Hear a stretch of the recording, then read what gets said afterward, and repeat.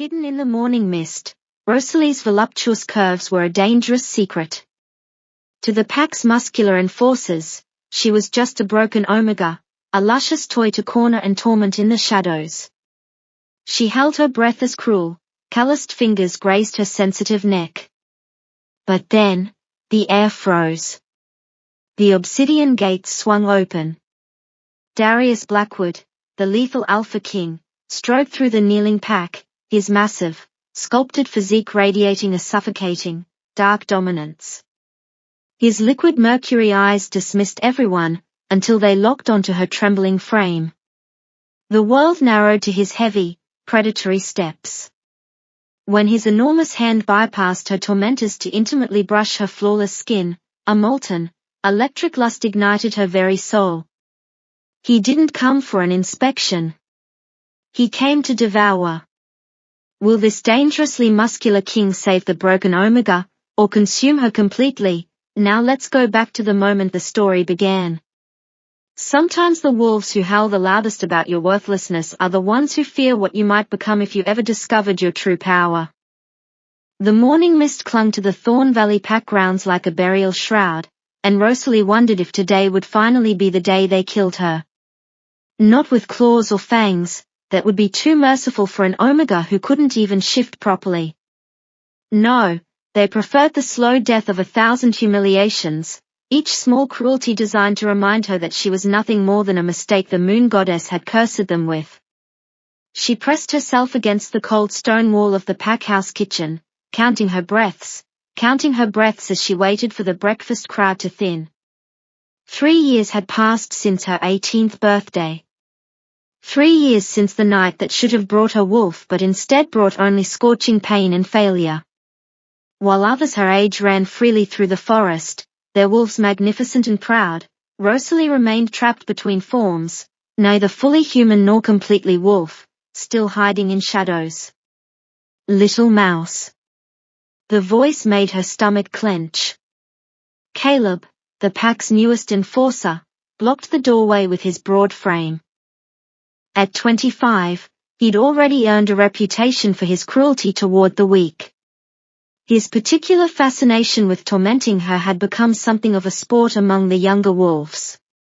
"I'm working," Rosalie whispered, gesturing to the stack of dishes she'd been assigned. Early morning kitchen duty was one of the few tasks where she could avoid most of the pack, or so she thought. Caleb stepped closer, his boots tracking mud across the floor she'd just cleaned. "Working," he repeated, mockery dripping from the word. "Is that what we are calling it when the pack's broken omega plays at being useful?" Behind him, 2 more wolves appeared, Lilith and Silas, twins who delighted in following Caleb's lead. Lilith's perfectly manicured nails clicked against the doorframe as she smiled, the expression never reaching her ice-blue eyes. "Did you hear?" Lilith purred, addressing Caleb but keeping her gaze fixed on Rosalie. "Father says the Alpha King's convoy will pass through our territory next week. Every unmated wolf of age will be presented." She paused, her smile widening. "Well, every proper wolf." The words hit their intended mark. Rosalie's hands stilled on the dish she was washing, soap suds sliding down her wrists. Darius Blackwood, they called him. The youngest wolf to ever unite the Northern Territories. So powerful that even alphas bowed in his presence. Rumors said he could shift into a wolf larger than any seen in generations, that his howl could shake mountains, that he'd never lost a challenge. "Imagine," Silas added, his voice thick with false sympathy, "having to explain to the Alpha King why our pack harbors a defective omega. Father's already arranging to have her confined to the cellar during the visit. Can't have royalty thinking we are weak." Rosalie's grandmother, Sabrina, had once told her that the strongest steel was forged in the hottest flames. But Rosalie didn't feel strong. She felt brittle, like glass that had been heated and cooled too many times, ready to shatter at the slightest pressure. "Nothing to say, Mouse?" Caleb moved closer still, close enough that she could smell the breakfast meat on his breath. Or are you dreaming of meeting the Alpha King? Perhaps you think he'll take pity on the pack's broken toy? Please, Rosalie whispered, hating how small her voice sounded. I have work to finish. Work. Caleb grabbed the plate from her hands, holding it up to examine it with exaggerated scrutiny. You missed a spot. He opened his fingers, letting the plate fall. It shattered against the stone floor, ceramic shards scattering across the kitchen. The sound echoed through the morning quiet like an accusation. Clumsy Omega, Lilith tutted. Now you'll have to explain to the head cook why you're breaking the pack's property again. They left her there, kneeling among the broken pieces, their laughter echoing down the corridor. Rosalie's hands trembled as she gathered the shards, a piece slicing her palm. She watched the blood well up, bright red against her pale skin. Even her blood was wrong, too bright, too thin, lacking the darker richness of a proper wolf's. Child. The voice startled her. Sabrina stood in the doorway, her ancient eyes taking in the scene with a knowing that made Rosalie want to weep. Her grandmother moved with surprising grace for someone who claimed to be over 90, though she'd never been specific about her age. Let me see, Sabrina said, taking Rosalie's bleeding hand in her weathered ones. She produced a cloth from her pocket, she always seemed to have exactly what was needed, and wrapped the wound with practiced efficiency. It wasn't my fault, Rosalie began, but her grandmother silenced her with a look. Fault is a luxury we cannot afford, Sabrina said quietly. The Alpha King comes not next week, but tonight. Rosalie's heart stopped. Tonight? But Silas said. The twins know nothing. Your father received word this morning. The king travels in secret, seeking something that was lost long ago. Her grandmother's eyes grew distant, as if seeing something beyond the kitchen walls. Sometimes what appears to be a curse is actually a gift waiting to be unwrapped. A gift? Rosalie couldn't keep the bitterness from her voice. I'm 21 years old, grandmother. I can't shift properly. I can't link with the pack. I can't even defend myself from bullies. What kind of gift is that? Sabrina cupped Rosalie's face in her hands, and for a moment Rosalie could have sworn she saw something flash in her grandmother's eyes, a glimmer of gold that shouldn't exist in a wolf too old to shift. The kind that requires the right moment to reveal itself, Sabrina said. Your mother understood this before she passed. Rosalie's throat tightened. Her mother, Evelina, had died when Rosalie was 15, just 3 years before her failed first shift. The pack whispered that she died of shame, knowing somehow that her daughter would be defective. But Sabrina had always insisted there was more to the story. Now, her grandmother continued, releasing her face. Your father has ordered all unmated wolves to prepare for presentation. Yes, even you. But why? They're going to hide me anyway. Your father is many things, but he is not stupid. Hiding an Omega from the Alpha King would be seen as deception. Better to present you briefly and hope the king pays you no attention. Sabrina pulled something from her pocket, a small vial filled with silvery liquid. Drink this tonight before the presentation. What is it? Something to calm your nerves? The last thing we need is for you to have one of your episodes in front of royalty. The episodes.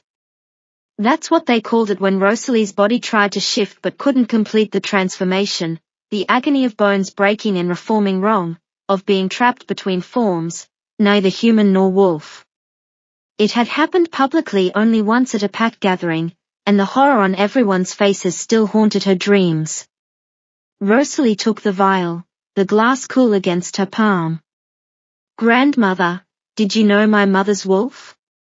What was she like? Sabrina's expression softened. Your mother's wolf was unique. Silver as moonlight, with eyes like stars. She could run for days without tiring, and her howl. She trailed off, lost in memory. Her howl could make the strongest alpha weep with its beauty. Then why couldn't she pass that strength to me? Who says she didn't? Sabrina turned to leave, then paused. Wear the blue dress tonight. The one your mother left you. That old thing? It's practically falling apart. Wear it. Her grandmother's tone brooked no argument.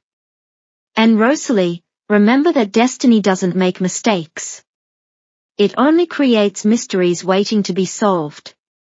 Alone again in the kitchen, Rosalie finished cleaning the broken plate, her mind spinning. The Alpha King, here tonight. Every unmated wolf would be presented, lined up like cattle for his inspection.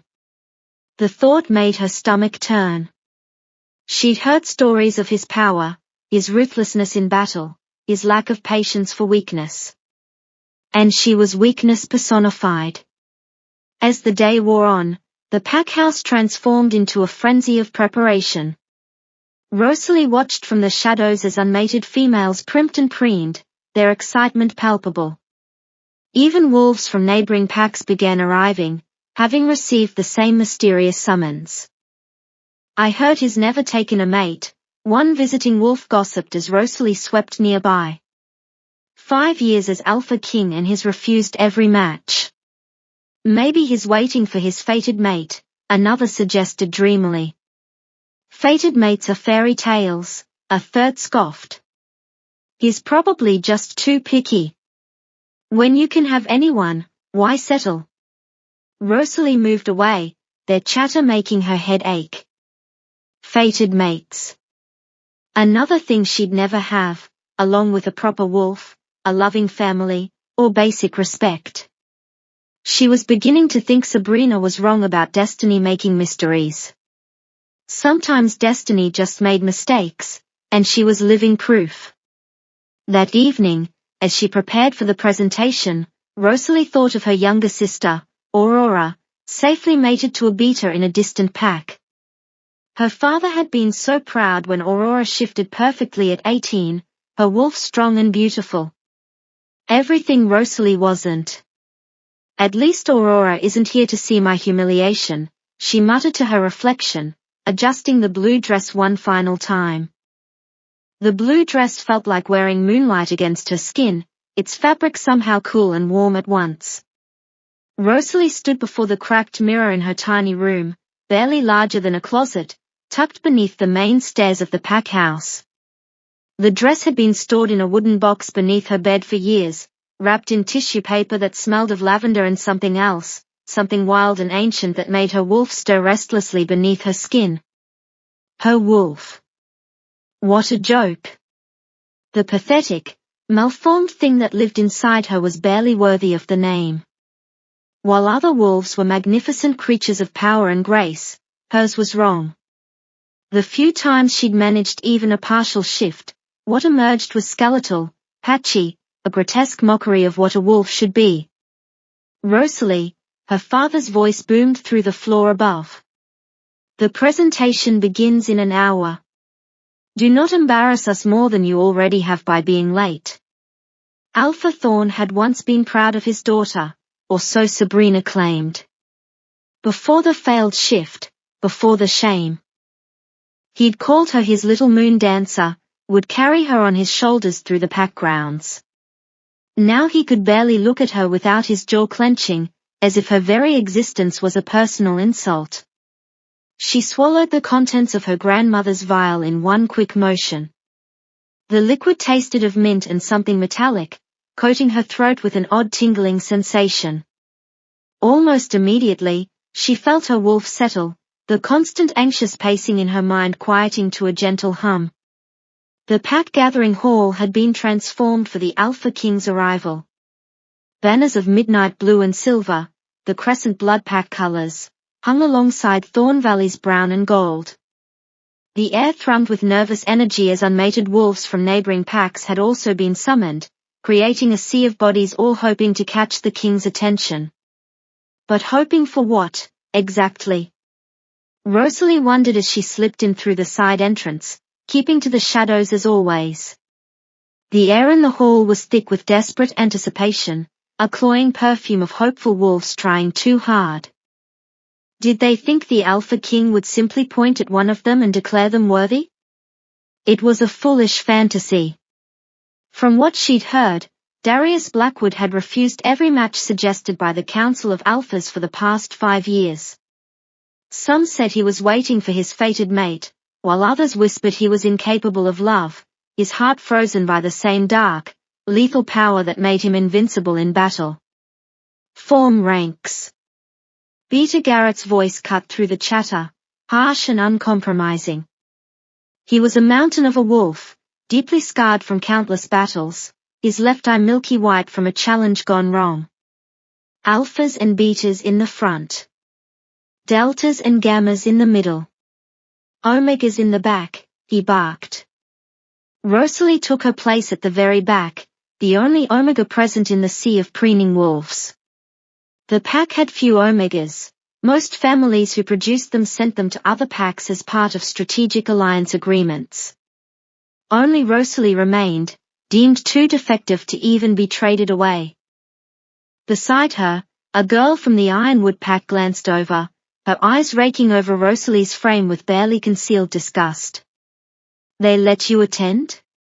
I heard Thorn Valley had a broken omega, but I thought surely they'd have the sense to. Silence. Beta Garrett roared, silencing the hall instantly. The Alpha King approaches.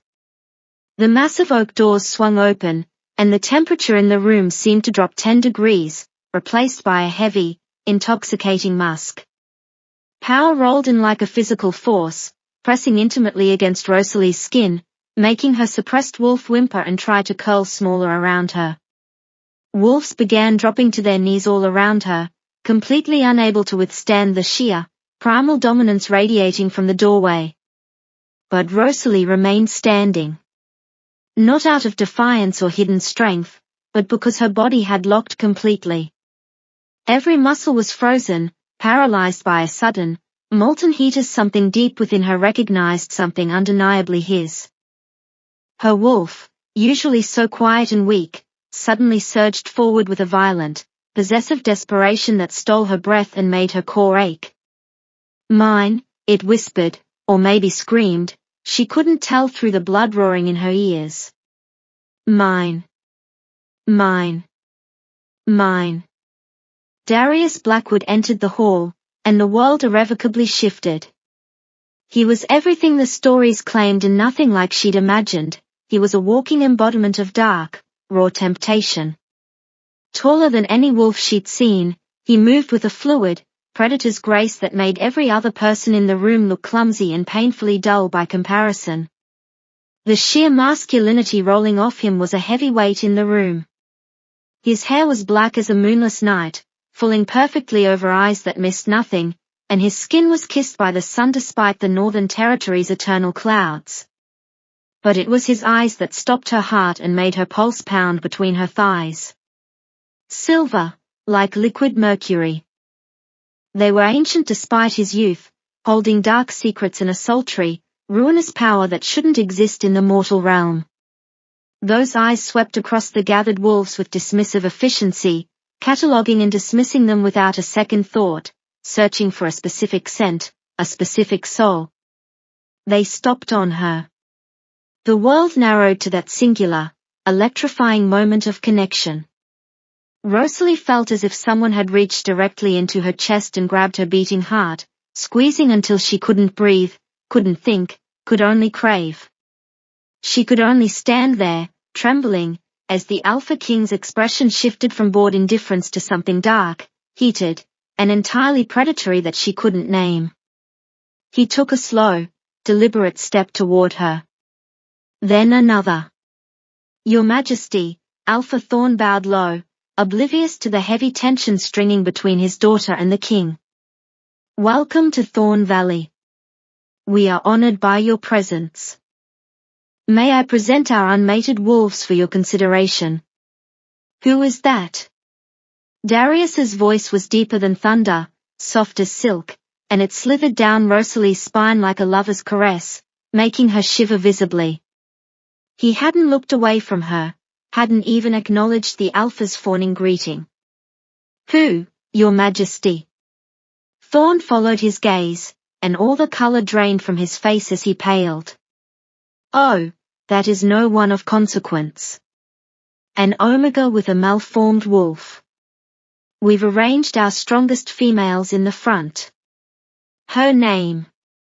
It wasn't a request, it was a low, vibrating command that made Rosalie's knees tremble. Rosalie, her father spoke up, stepping forward with barely concealed panic. My daughter, Your Majesty. But I assure you, she is not suitable for Rosalie. The way Darius rolled her name off his tongue, tasting the syllables, made her knees undeniably weak and her skin flush hot. He moved through the crowd like water, wolves parting before his overwhelming aura without conscious thought. Each slow step brought him closer, and with each step, her suppressed wolf grew more frantic, clawing at her insides. Run, her rational mind screamed. Run before he sees what you really are. But she couldn't move, captivated by his dark gravity, couldn't even lower her gaze as protocol demanded. She could only watch as death incarnate approached her with eyes that burned with a sultry silver fire. He stopped mere inches away, so intimately close she could feel the intense heat radiating from his large, hard body, and smell the intoxicating scent of pine, winter storms, and pure, unfiltered male arousal that clung to him. This close, she could see the fine, rugged scars that decorated his strong neck and his large hands, evidence of battles won and challenges conquered. Your wolf, he said quietly, his voice a low rumble meant only for her ears, sending a flush straight down her chest. Show me. The blood drained from her face, though her body betrayed her with a restless heat. I can't. Can't, or won't, he challenged, his gaze dropping to her lips for a fraction of a second. Your Majesty, her father interrupted, desperation clear in his voice, ruining the charged moment. She's defective. Her wolf is malformed. It would be an insult to ask you to witness such. Darius moved so fast Rosalie gasped. One moment her father was speaking, the next he was on his knees, the Alpha King's large, unyielding hand clamped tight around his throat. Did I ask for your opinion? Darius's voice had gone deadly soft, carrying a lethal promise. Around them, the Thorn Valley wolves growled, instinct demanding they protect their alpha, but none dared move against the sheer, terrifying might of the king. Please, Rosalie whispered, finding her voice at last, unable to bear the violence. Please don't hurt him. Darius turned those mercury eyes back to her, something fiercely protective flickering in their unfathomable depths. Slowly, as if only bending to her will, he released Alpha Thorn, who gasped for air and stumbled backward. You beg for a man who calls you defective? The king asked, tilting his head with intense, predatory interest, studying the soft curves of her face. He's my father, she replied, her chest heaving. Biology doesn't make family, Darius said, his voice dropping an octave, carrying a dark weight that suggested painful personal experience. He lifted his large hand, and Rosalie flinched, instinctively expecting a blow from a male of his status. Instead, his rough fingers ghosted across her cheek, barely a whisper of a touch, yet the contact sent liquid electricity racing through her veins, leaving her breathless and yearning. Your Majesty, Beta Garrett stepped forward carefully, trying to break the heavy, sensual spell binding the room. The evening feast has been prepared. Perhaps you would like to. No feast.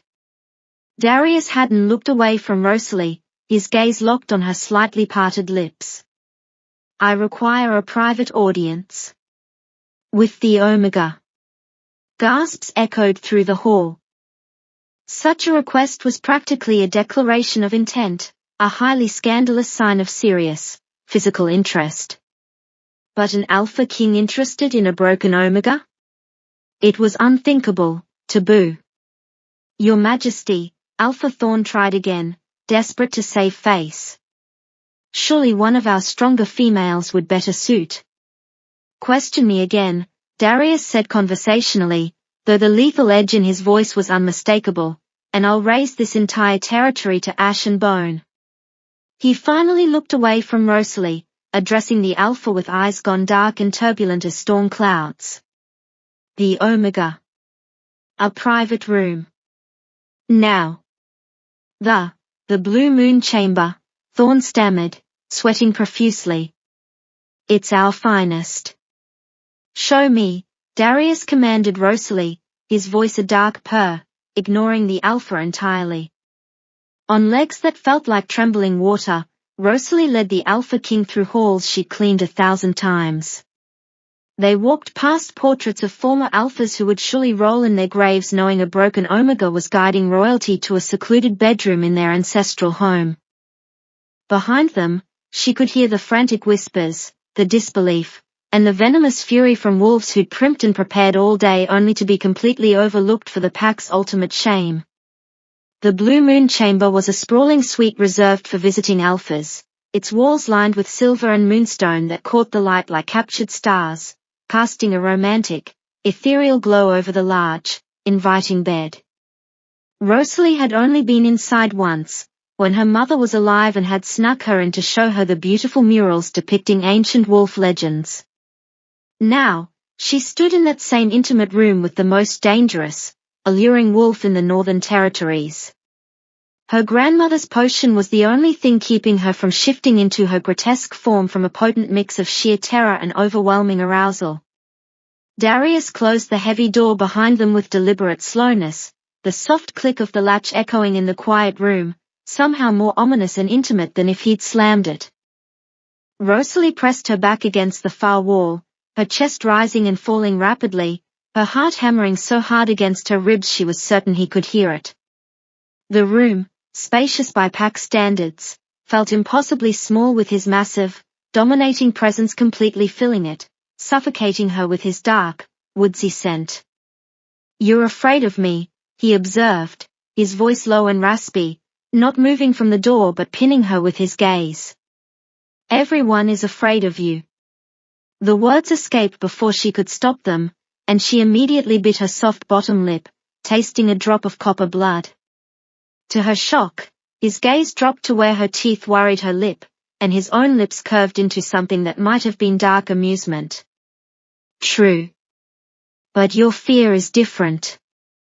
He tilted his handsome head, studying the flush spreading across her chest like a particularly fascinating puzzle.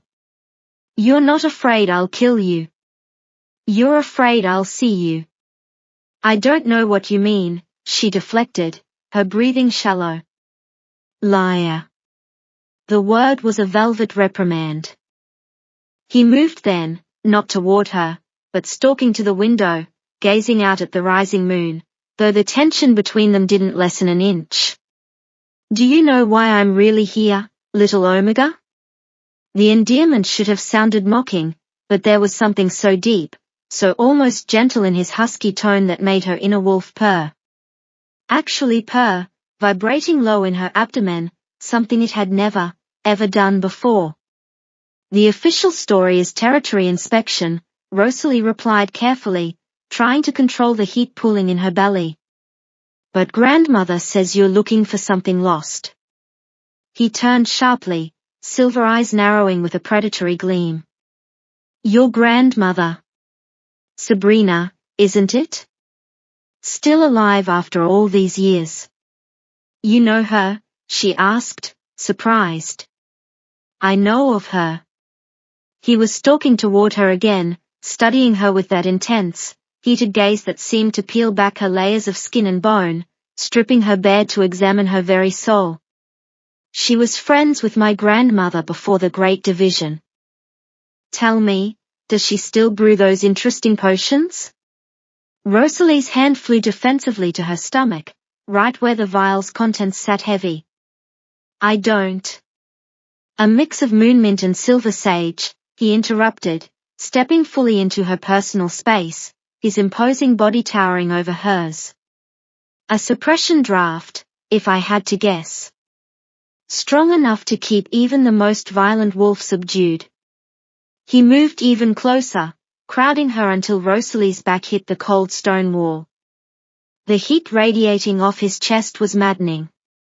The question is, why would you need such a thing? Unless. His nostrils flared, taking in the sweet scent of her arousal, and something dangerous shifted in his expression. Unless your wolf isn't malformed at all. It's just fighting something. You're wrong. The words came out as barely a breathy whisper. My wolf is broken. Everyone knows? Everyone knows what they've been told. He was close enough now that she could feel the heat of his breath on her collarbone, close enough to see the flecks of molten gold in his silver eyes, shining like stars in a night sky. But I've learned never to trust what everyone knows. May I?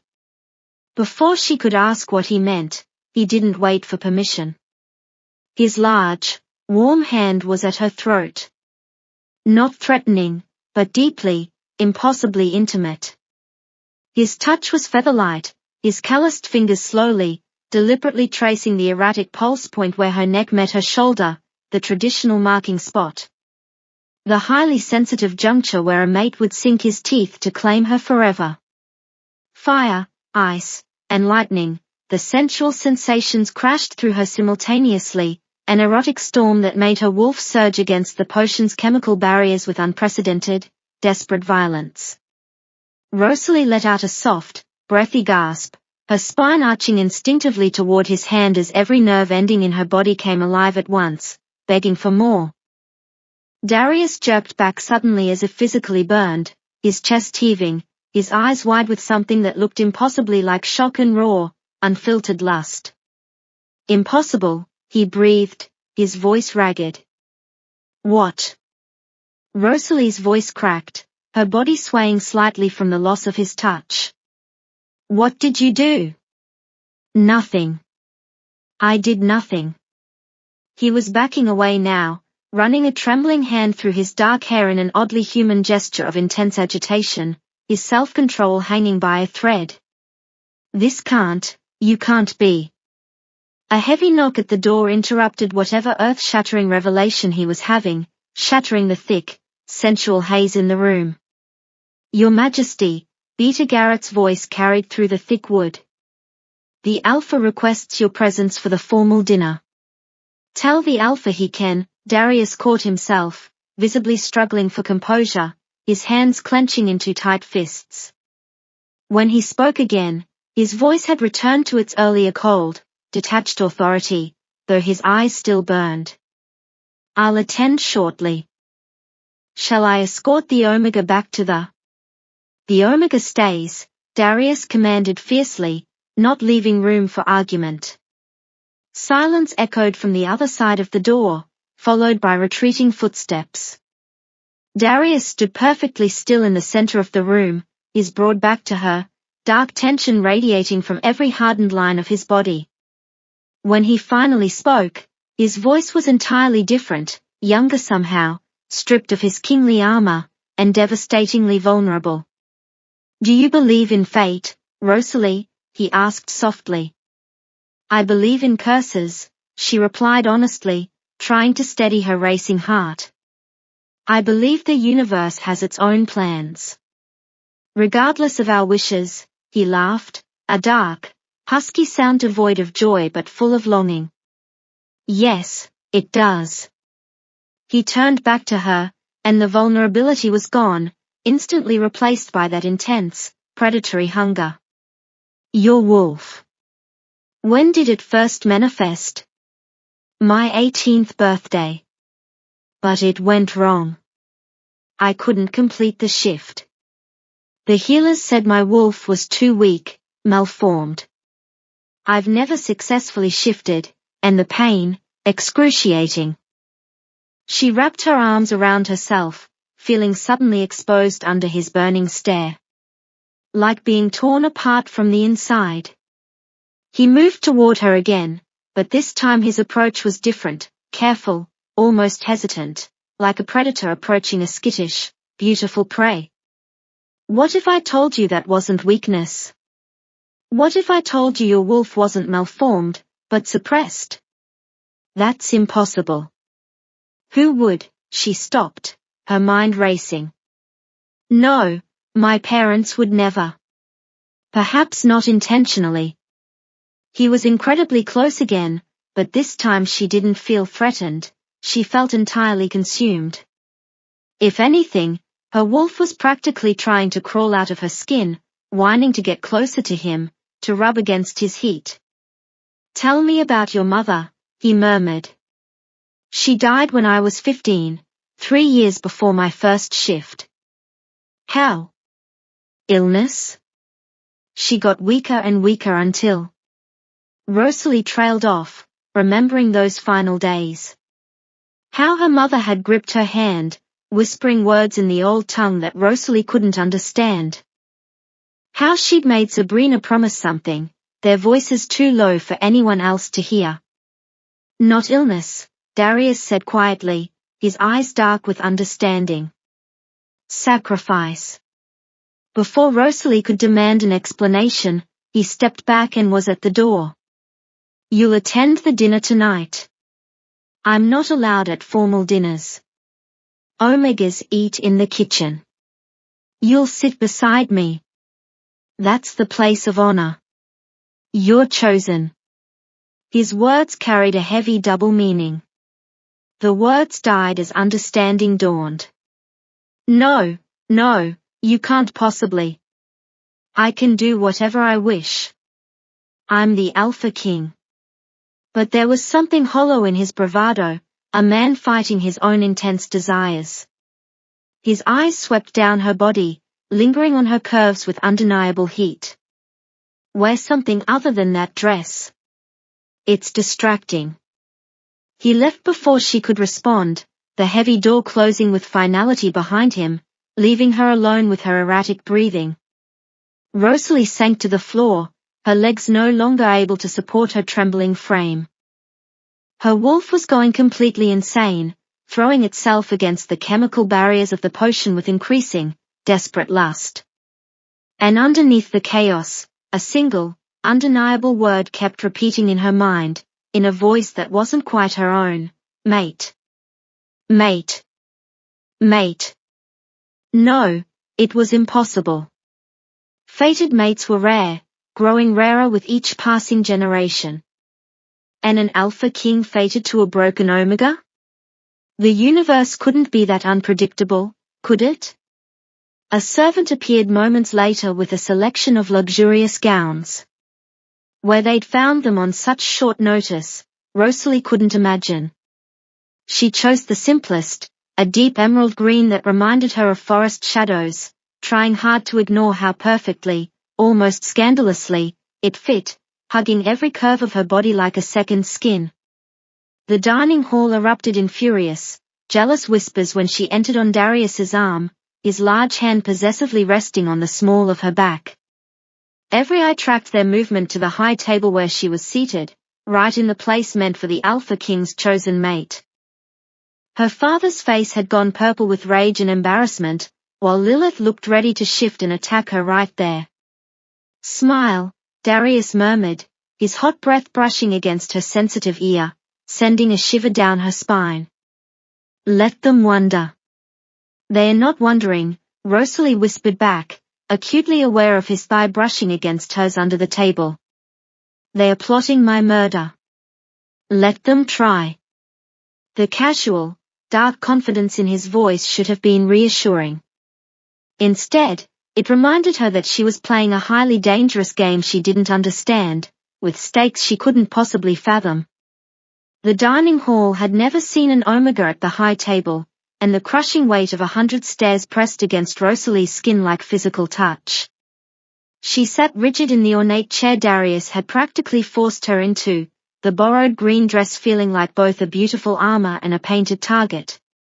The gown fit too perfectly, highlighting her cleavage and waist as if it had been tailored specifically for her, though that was impossible. She was drowning in a situation that probably cost more lives than her family spent on food in an entire year. Political maneuvering she didn't understand, ancient protocols she was surely breaking, and a sizzling, electric connection to the man beside her that she couldn't accept. Darius sat beside her, his massive presence a looming storm cloud that made everyone at the table incredibly nervous. He hadn't spoken since the meal began, but his intense physical proximity was doing wicked things to her wolf that the suppression potion was struggling to contain. Every time he shifted in his seat, every time he took a slow breath, her entire body reacted instantly, as if pulled toward him by invisible, heated strings. Lilith's venomous voice cut through the heavy sexual tension like a blade dipped in honey. How fascinating that your majesty has taken such an interest in our Omega. She sat directly across from them, having somehow maneuvered herself into a position of prominence. Rosalie has always been special to our pack. The lie was so blatant and sickening that Rosalie nearly choked on her water. Special? Darius repeated, his dark tone giving absolutely nothing away. Tell me more about how special she is. Lilith's fake smile flickered with sudden uncertainty. Well, she's unique. The only Omega in our pack who can't shift properly. It's really quite remarkable, medically speaking. I see. And you've been kind to her, I assume, as packmates should be, he asked smoothly, though his grip on his goblet tightened. Of course, Lilith's voice had gone slightly higher, pitching with nerves. We are all family here. Family. Darius lifted his wine glass, examining the dark crimson liquid as if it held bloody secrets. Like this morning, when you and your brother watched Caleb break a plate and blame her for it. The blood instantly drained from Lilith's perfectly made-up face. Around the grand table, all conversations abruptly died. Or last week, Darius continued conversationally, enjoying the terror he was inflicting, when you poured wolfsbane extract in her wash water, hoping to see if it would burn her beautiful skin? How could you possibly? Lilith caught herself, eyes wide with panic, but it was too late. Know that? Darius's eyes flashed dangerously, the silver turning to molten steel. My scouts arrived days before me. Watching, reporting. Did you think visiting royalty wouldn't investigate a pack before arriving? His lethal gaze swept the paralyzed table. I know about every slight, every cruelty, every pathetic display of dominance you've inflicted on someone you deemed weaker than yourselves. Alpha Thorn stood abruptly, his face purple with indignant rage and deep embarrassment. Your Majesty, surely these are internal pack matters. Sit down. The command was delivered so quietly, yet with such overwhelming alpha force, that for a moment Rosalie thought the alpha might not have heard it. Then Thorn dropped heavily into his chair as if his puppet strings had been violently cut, the sheer force of an alpha king's command physically impossible to resist. Rosalie, Darius turned his body toward her, his knee brushing hers under the table, and his voice gentled in a sultry way that made her stomach completely flip. Would you like to tell me your side of this morning's incident? She looked around the dead silent table at faces twisted with fury, fear, and utter disbelief. These were the cruel people she'd have to live with after he left. It was nothing. A misunderstanding. A misunderstanding. He leaned back in his chair, exuding a dark, lazy dominance, and somehow that casual posture was more threatening than if he'd shifted into his massive wolf form. I wonder if it would still be a misunderstanding if I ordered Caleb to kneel before you and beg for your forgiveness. Please don't, Rosalie whispered, horrified at the thought. The violent retribution would be swift and terrible once he rode out of their territory. As you wish. He stood abruptly, extending his large, scarred hand to her. Walk with me. It wasn't a request, it was a demand wrapped in velvet. Rosalie placed her trembling hand in his, gasping softly at the undeniable spark of electricity that jumped violently between their bare skin. His strong fingers closed around hers, warm and calloused from years of combat, and her inner wolf practically sang with pure, submissive joy. They left the dining hall in absolute, oppressive silence, but Rosalie could feel the explosive aftermath building behind them like a powder keg. The moment they were out of earshot, voices erupted in a furious, panicked discussion. "You've made everything worse," she said breathlessly once they were alone in the secluded gardens, the moonlight casting everything in a romantic, ethereal silver glow. "They already hated me, now they'll do nothing." His grip on her hand tightened possessively as he pulled her closer into the shadows of the garden. "Because you're leaving with me." Rosalie stopped so abruptly that he had to catch her by the waist to keep her from falling against the stone path. "What? You're coming to the Crescent Blood Pack?" He turned to face her fully, his large hands resting securely on her hips, and in the moonlight, his silver eyes seemed to literally glow with desire. "Tonight. I can't just leave. This is my pack, my family," she argued, her chest brushing against his with every rapid breath. "The family that calls you defective? The pack that tortures you daily?" His free hand came up, calloused fingers cupping her soft cheek, his thumb brushing over her lower lip in a gentle touch that contrasted sharply with the possessive fury in his deep voice. "They don't deserve you." The heavy question slipped out before she could stop it, fueled by the intoxicating tension between them. "Do you?" Something shifted deeply in his expression, a flash of raw vulnerability crossing his hardened features before disappearing behind his usual alpha mask. "No. But I'm selfish enough to take you anyway." "Why?" She tried to pull away from his touch, desperately needing distance to think clearly, but his grip on her hips held her firmly in place. "Why do you care what happens to a broken Omega? You're not broken."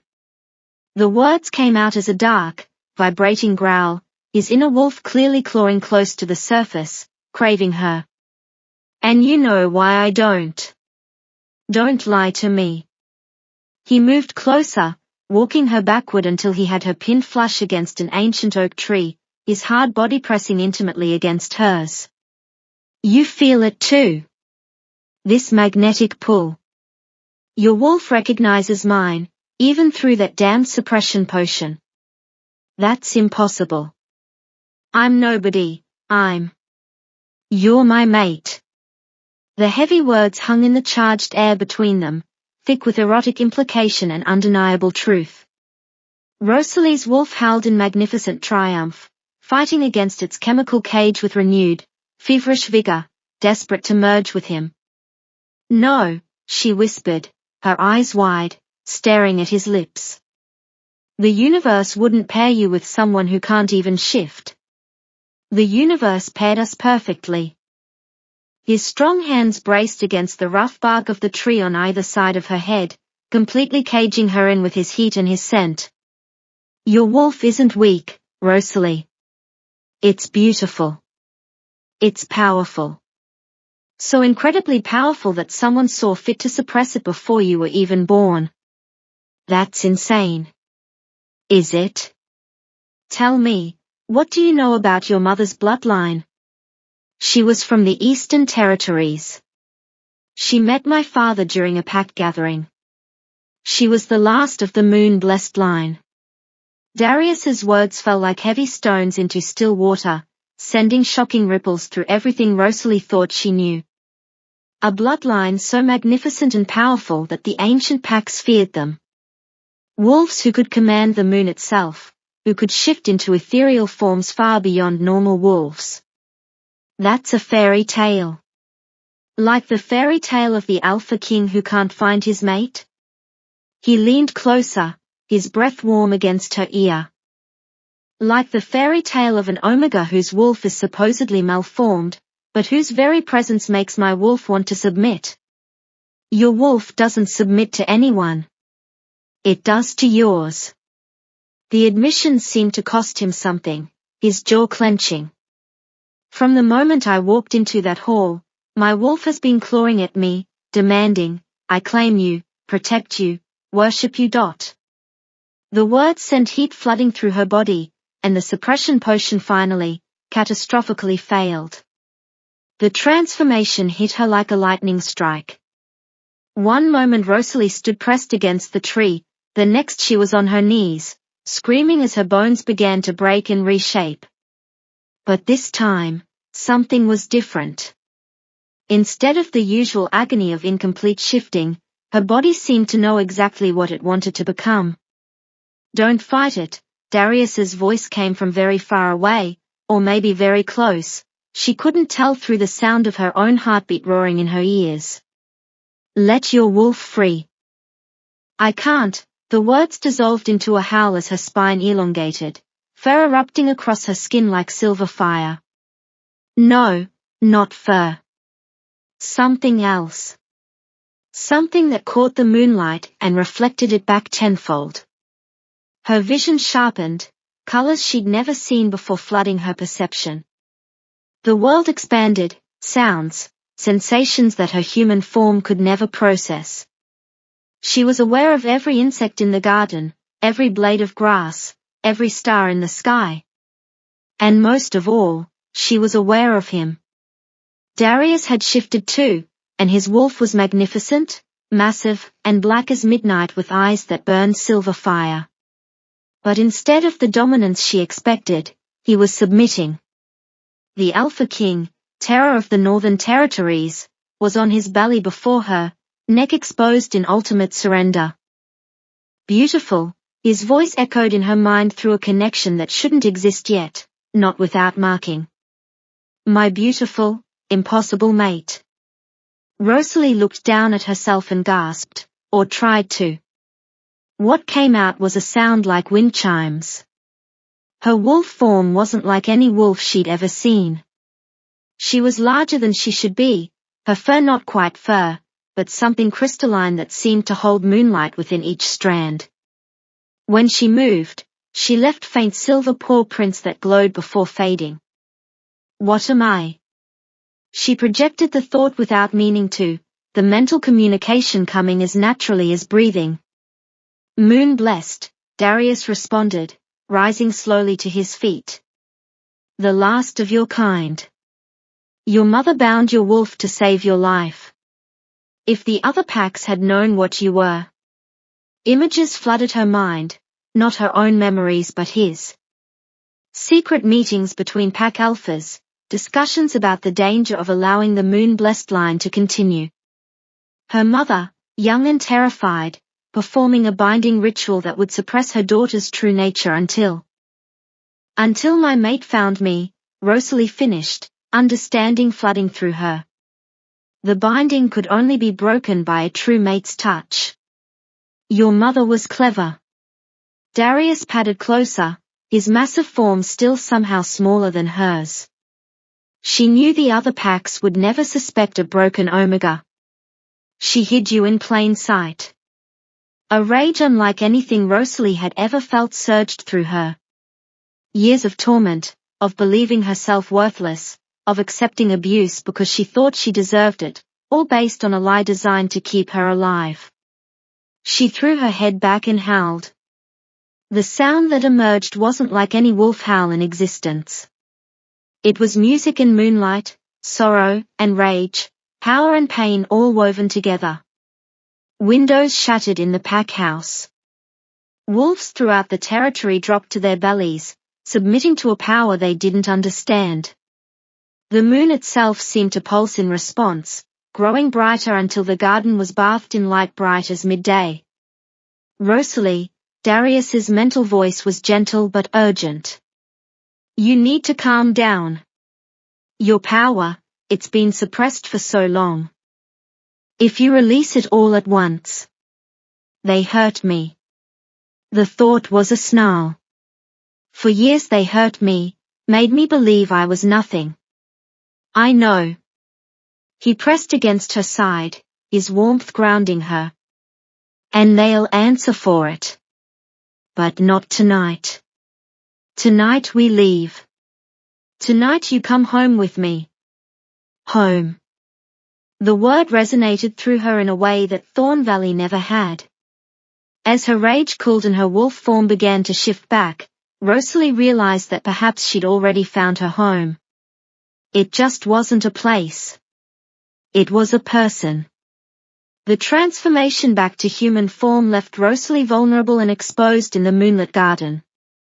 Darius shifted immediately, shrugging off his jacket to wrap around her before anyone could see.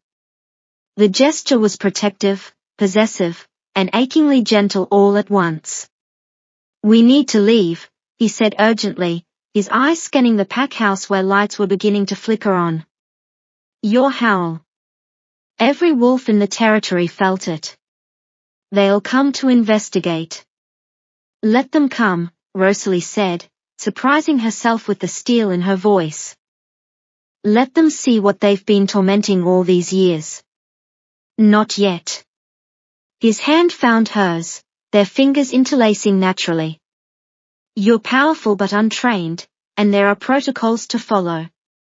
If I take you without formal acknowledgement from your alpha, then follow your protocols, a familiar voice interrupted. Sabrina emerged from the shadows, carrying a traveling bag that looked already packed. But do it quickly. The other packs will have felt that power surge. They'll know a moon blessed has awakened. Grandmother. Rosalie pulled the jacket tighter around herself. You're coming with us.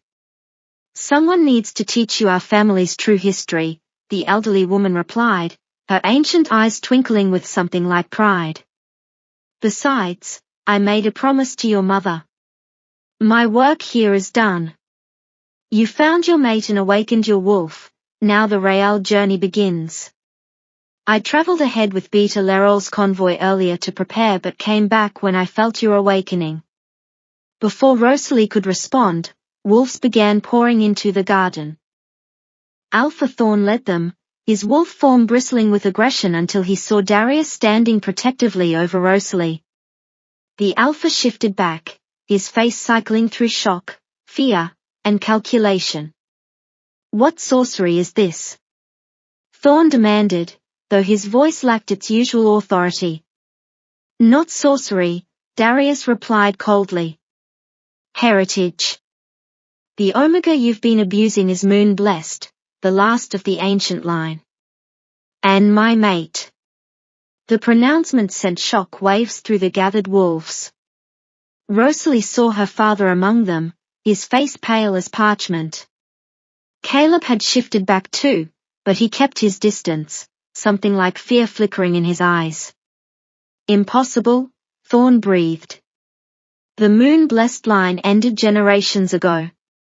Hidden, not ended, Sabrina corrected, moving to stand beside her granddaughter.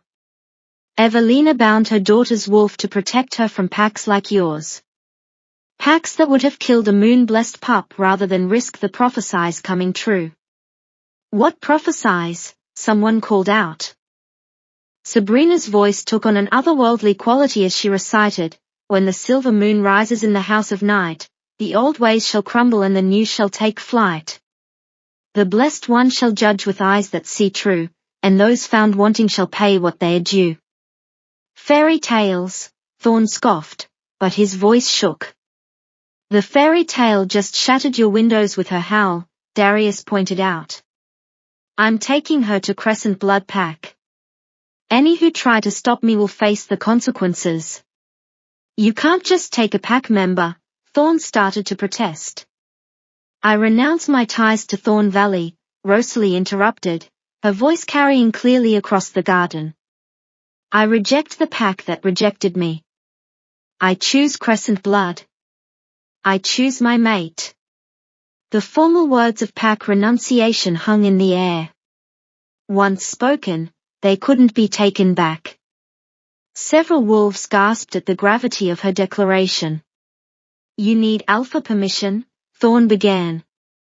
Actually, she doesn't, Sabrina said mildly. Moon-blessed wolves supersede normal pack law. They answer to no alpha save their mate. She smiled, showing teeth. Ancient law. Older than your precious hierarchies. Darius stepped forward, his presence making several wolves step back instinctively. Rosalie Moon-blessed has chosen. I claim her as my mate, my equal, my queen. Any who challenge this claim will answer to me in formal combat. No one moved. No one dared. Gather your things, he told Rosalie softly. We leave within the hour. As she turned to go, Rosalie caught sight of Lilith in the crowd. The girl who tormented her for years looked terrified now, her earlier arrogance completely gone. Their eyes met, and Rosalie saw the moment Lilith understood that the power dynamic had shifted irrevocably. Wait, Rosalie called out, stopping at the garden's edge. Lilith. Caleb. Silas. Step forward. The three wolves who'd been her primary tormentors approached reluctantly, unable to refuse what sounded like a command. You made my life miserable, Rosalie said simply. Three wolves. You broke dishes and blamed me. You poured wolf's bane in my wash water. You called me defective, worthless, broken. She paused, letting her words sink in. But you also made me strong. Your cruelty taught me to endure. Your hatred taught me that I was different. And now I know different doesn't mean less than. It means more than you could ever imagine. She turned to her father. You were willing to sacrifice me to save Aurora. You called me defective to the Alpha King himself. But in doing so, you revealed my true worth to the one person who could free me. So thank you, Father, for showing me that blood doesn't make family. Choice does. Without waiting for responses, she walked back into the pack house, Sabrina beside her, leaving stunned silence in her wake. Her room, the cramped space under the stairs, looked even smaller now. Rosalie gathered her few possessions quickly. Her mother's jewelry box, the blue dress, a handful of books she'd hidden beneath loose floorboards. Everything she owned fit into a single small bag. Travel light, live free, Sabrina observed from the doorway. Your mother used to say that. Tell me about her, Rosalie requested, folding the blue dress carefully. The truth this time. Evelina was the strongest moon-blessed born in 3 generations, her grandmother began. Her wolf was pure silver, could run on moonbeams, could see truth through any lie. The Council of Alphas discovered her existence when she was 16. They voted for her death. But she survived. She ran, met your father during her escape. He was young, weak, controllable. Perfect cover. She bound her wolf, married him, had you. But the binding required constant energy to maintain. It drained her slowly over years. She died for me, Rosalie whispered. She lived for you first, Sabrina corrected. Every day she chose your life over hers. And when she saw you wouldn't survive to adulthood in this pack without protection, she performed the ultimate binding, transferring her remaining power to suppress your wolf completely, making you appear truly broken. Until my mate touched me. The one loophole in the binding. True mates are goddess blessed. Their bond supersedes even blood magic. Sabrina smiled sadly. Your mother saw Darius in a vision before she died. She knew he would come for you. A knock interrupted them. Darius stood in the doorway, having changed into traveling clothes. Ready? Rosalie looked around the cramped space that had been her prison for so long. More than ready. The journey to Crescent Blood Pack took 3 days through mountain passes Rosalie had only heard about in stories. Darius's convoy consisted of a dozen warriors in wolf form flanking their vehicles, sleek black machines that hummed with quiet power. Rosalie sat beside him in the lead vehicle, while Sabrina rested in the one behind, already deep in conversation with Beta Lerol about ancient moon-blessed traditions. "You're different," Rosalie observed on the second day, studying Darius's profile as he navigated a particularly treacherous turn. "The terrifying Alpha King who threatened to raise territories is gone." "He's not gone," Darius replied, his hand steady on the wheel. "He's just not needed right now. You don't require the Alpha King. You need Darius. And they are different. One is a weapon, the other is a man." He glanced at her, silver eyes soft. "You're the only one who's ever cared about the difference." "That's not true." "It is."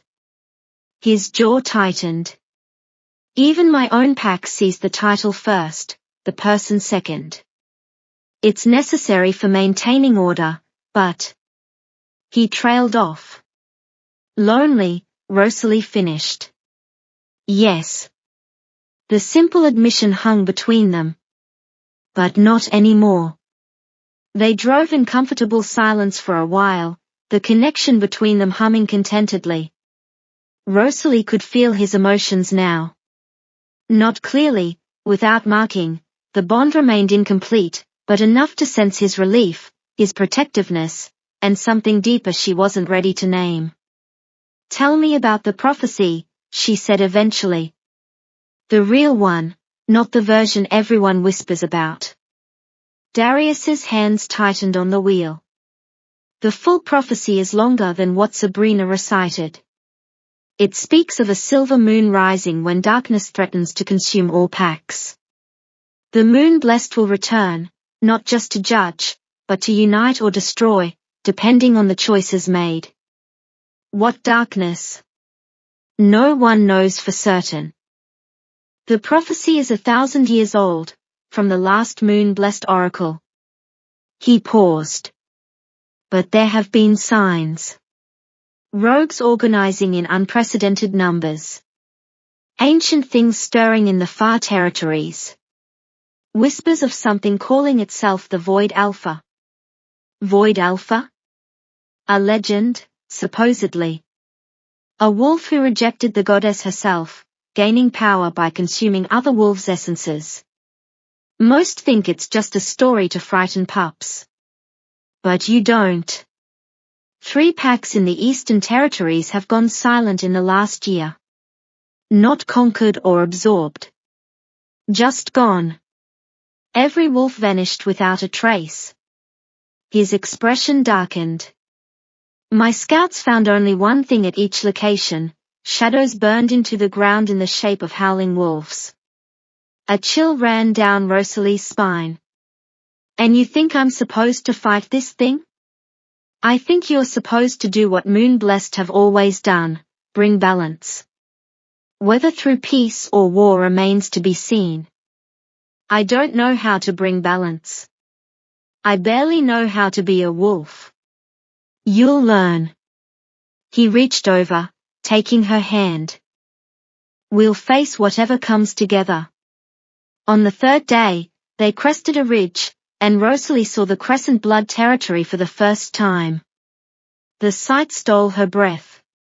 Where Thorn Valley had been modest wooden structures, Crescent Blood was a city carved from the mountains themselves. Obsidian towers rose from living rock, connected by bridges that sparkled with embedded gems. Waterfalls cascaded between buildings, their mist creating permanent rainbows. The very air thrummed with ancient power. "Welcome home," Darius said softly. "Home." The word resonated in her bones. As they descended into the valley, wolves began appearing along the road. Not threatening, but curious. They lowered their heads respectfully as the convoy passed, and Rosalie realized they were bowing to her, not just Darius. "They know?" she asked. "Word travels fast. A moon-blessed mated to their Alpha King? You're already a legend." The main fortress gates were crafted from silver and obsidian, depicting the phases of the moon. They opened smoothly as the convoy approached, revealing a courtyard filled with wolves in both forms. "Don't be nervous," Darius murmured, sensing her tension through their bond. "Easy for you to say. You're not the Omega about to face an entire pack of strangers. You're not an Omega, you're moon-blessed. And they are not strangers. They are your pack now." Before she could respond, the vehicle stopped. Darius emerged first, then turned to help her out. The moment her feet touched the ground, a hush fell over the courtyard. Then, as one, every wolf present, hundreds of them, dropped to one knee. "Rise," Darius commanded, his voice carrying easily across the space. "Behold Rosalie moon-blessed, last of her line, and my chosen mate." A cheer erupted, so sudden and loud that Rosalie nearly jumped. These wolves weren't looking at her with disgust or pity. They were looking at her with awe, respect, and genuine joy. "My queen," Lerol approached, bowing formally. "Your chambers have been prepared in the Moon Tower. Unless..." She glanced at Darius. "You prefer to share the king's chambers?" Heat flooded Rosalie's cheeks. "The Moon Tower sounds perfect for now," Darius added quietly, making her blush deepen. As Lerol led her through the fortress, Rosalie marveled at the architecture. Moonstone was embedded in every wall, glowing softly with captured light. Tapestries depicted the history of wolves, including several that showed silver wolves she now recognized as moon-blessed. "Your pack has always honored the moon-blessed," she observed. "The Crescent Blood Pack was founded by a wolf who was saved by a moon-blessed healer," Lerol explained. "We've never forgotten that debt." When the other packs voted to hunt them, Crescent Blood abstained. It caused a rift that exists to this day. "Is that why Darius became Alpha King so young?"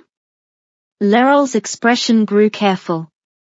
"That's his story to tell. But I will say this. He's been searching for you for 5 years. Every territory he conquered, every pack he visited, he was looking for signs of moon-blessed survival." They reached the Moon Tower, its spiral staircase lined with windows that caught the afternoon light. At the top, double doors opened into chambers that took Rosalie's breath away. The space was circular, with a glass ceiling that would show the night sky. Bookshelves lined the walls, filled with volumes she'd only dreamed of reading. A writing desk sat by a window overlooking the entire territory. The bed was massive, draped in silver and midnight blue. "This is too much," Rosalie breathed. "This is exactly enough," Sabrina's voice came from behind them. The elderly woman entered, looking pleased. "The moon-blessed were always scholars and seers. You'll need these resources for your training." "Training? Did you think awakening your wolf was the end?" Her grandmother's eyes glinted with amusement. "Child, it was barely the beginning. You can shift now, yes. But can you walk on moonbeams? See through shadows? Speak to the goddess herself? Those are myths. So was your existence until 3 days ago." Sabrina moved to the bookshelves, pulling out a silver-bound volume. "Your education begins tomorrow. Tonight, rest. Let your wolf settle into its new home." After they left, Rosalie stood at the window, watching the sun set over her new pack. Wolves moved through the streets below with purpose and dignity. No one cowered. No one was forced to hide. A knock at the door interrupted her thoughts. "Come in." Darius entered, and her wolf immediately perked up, tail wagging mentally. "Settling in?" "It's overwhelming," she admitted. "This morning I was nobody. Tonight I'm supposed to be a queen." "You were never nobody." He joined her at the window. "You were hidden treasure waiting to be found." Pretty words. Truth. He turned to face her fully. "I know this is fast. I know you didn't choose this." "I chose you," she interrupted. "In the garden. When I could have stayed silent, I chose you." Something flared in his eyes, heat and hunger and hope all mixed together. "Rosalie." Another knock interrupted whatever he was going to say. Leril entered, her expression urgent. "Forgive the interruption, but we have a situation. The Council of Alphas has sent an emergency summons. They're demanding Rosalie appear before them within the week." "They have no authority," Darius began. "They're invoking the ancient accords," Leril continued grimly. "Any wolf of questionable heritage must be verified by the Council. If she doesn't appear, they'll declare her rogue." "Let them try," Darius snarled. "If they declare her rogue, any wolf can legally hunt her," Sabrina said, appearing in the doorway. "It's what they did to my sisters. To Evelina's cousins. Legal sanctioning of murder." "Then we go," Rosalie said quietly. Both Darius and Leril turned to stare at her. "We go, and we show them exactly what they've awakened." "They want to verify my heritage?" "Let them look into the eyes of the last moon blessed and see their own judgment reflected back." Darius's lips curved into a proud smile. "My fierce mate. They won't know what hit them." The week of preparation passed in a blur of intensive training. Each dawn, Rosalie worked with Leril on physical combat, learning to use her unusual wolf form's advantages. Her crystalline fur could reflect light to blind opponents, and her claws could score marks in stone that normal wolves couldn't scratch. "Your form is deceptive," Leril explained during one session. "It appears delicate, almost fragile, but you're stronger than any wolf I've trained." Use their misconceptions against them. Afternoons were spent with Sabrina in the archives, studying moon-blessed history and abilities. Rosalie learned that her kind could indeed walk on moonbeams, literally running on light itself. They could see through deceptions, phase through solid objects when the moon was full, and in rare cases, channel the voices of their ancestors. "The Council fears you because you represent justice they can't corrupt," Sabrina explained during one lesson. "A normal wolf can be bribed, threatened, or killed. But moon-blessed wolves see truth absolutely. No alpha wants their sins exposed." Evenings belonged to Darius. He would arrive after his duties, and they would walk the fortress walls, talking about everything and nothing. Their connection grew stronger each day, their emotions bleeding into each other more clearly. "Does it bother you?" Rosalie asked one evening. "That your wolf submits to mine?" "No," he answered without hesitation. "It feels like coming home after a long war. My wolf has been fighting for dominance since I was 13. With you, it finally rests." "You were 13 when you became alpha?" His expression darkened. "My father went mad. Started killing pack members he imagined were traitors. I challenged him to save what was left of our pack." "You killed your own father." "He wasn't my father anymore by then. The madness had taken him completely." He stared out at the mountains. "The Council used it against me for years. The patricidal prince, they called me. Too dangerous to trust. Too powerful to challenge. Is that why you conquered the other territories? I united them, he corrected.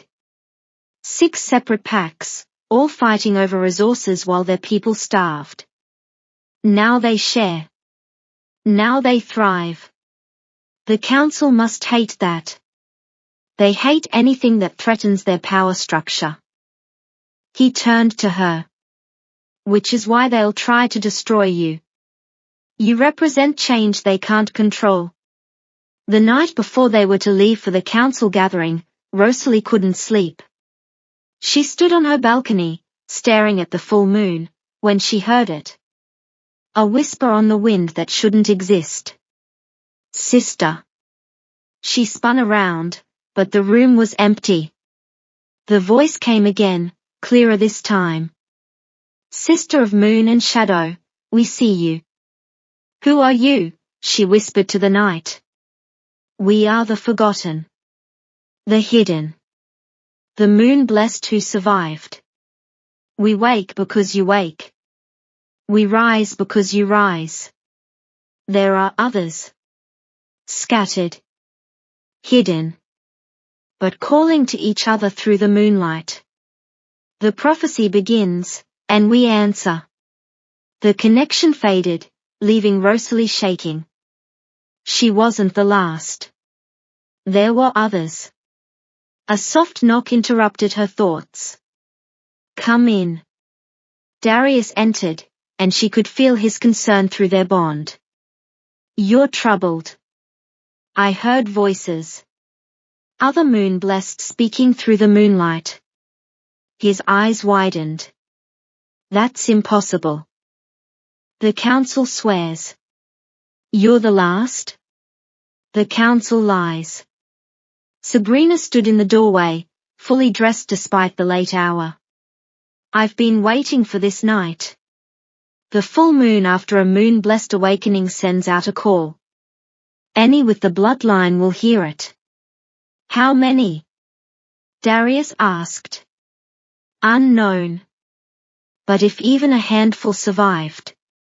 Sabrina smiled. The council's worst nightmare is about to come true. The journey to the neutral territory where the council convened took 2 days. Darius brought a small army, 50 of his best warriors. Despite the supposed neutrality of the gathering. Insurance, he explained when Rosalie questioned it. The council grounds were ancient, a natural amphitheater carved into white stone. 7 thrones sat in a semicircle, each occupied by an alpha who controlled vast territories.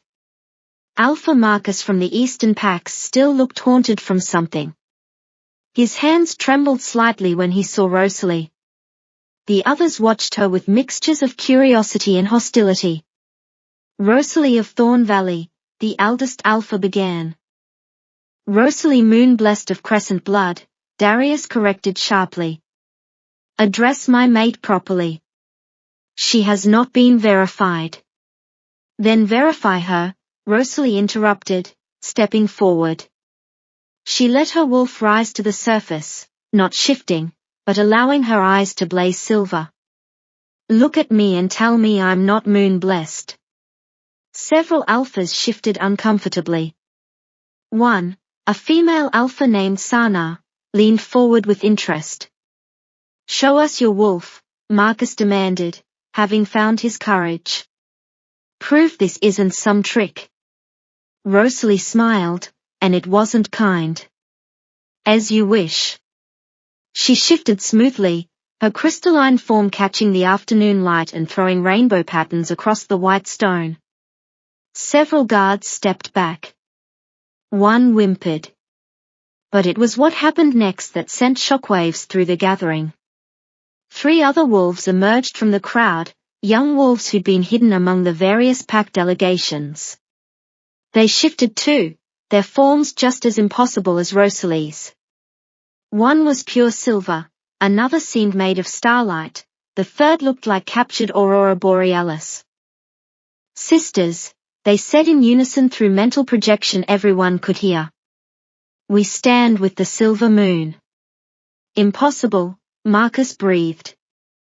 We were hidden, the silver wolf, who appeared to be the eldest, explained.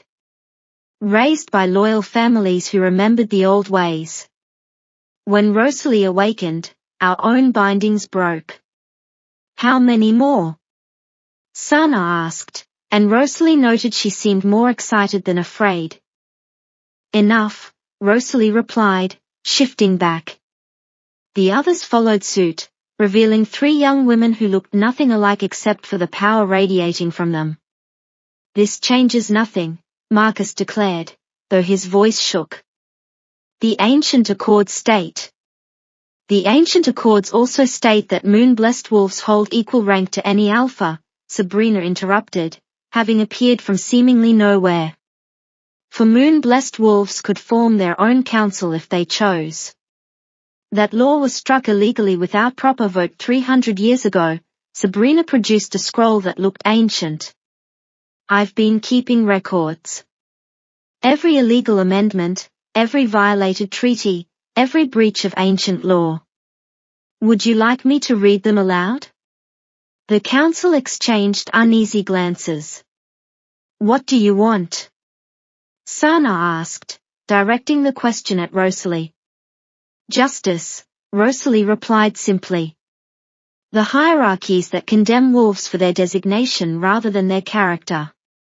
The laws that allow the strong to abuse the weak. The system that would have seen me dead for being born different.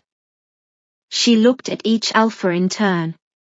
It all needs to change. You're talking about revolution, Marcus accused. I'm talking about evolution. She gestured to the other moon-blessed. We are proof that the old ways were wrong.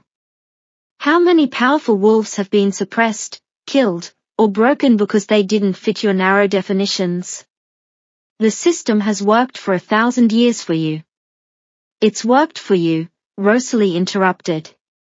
But what about the Omegas dying in servitude? The Betas denied advancement because of their designation? The humans living in fear at our borders? Humans are not our concern. Everything is our concern. Her voice carried power now, making several alphas flinch. We are part of this world, not separate from it. The void alpha grows stronger while you squabble over territory. Ancient evils wake while you cling to outdated traditions. Change is coming, whether you accept it or not. Is that a threat? Marcus stood, his wolf close to the surface. It's a prophecy, one of the young moon-blessed said, the one who looked like starlight. I've seen it. Darkness approaches that will consume everything. If the packs don't unite, the old ways will mean our extinction. Prophecies can be wrong.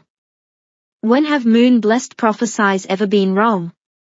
Sabrina asked mildly. Silence fell over the amphitheater. Finally, Sana stood. I propose a compromise.